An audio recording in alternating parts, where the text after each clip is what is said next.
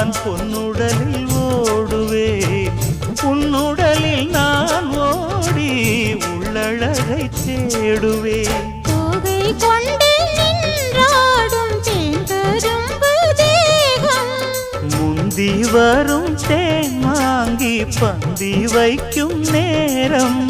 அம்புகள் பட்டு நரம்புகள் சுட்டு வம்புகள் என்ன வரம்புகள் விட்டு.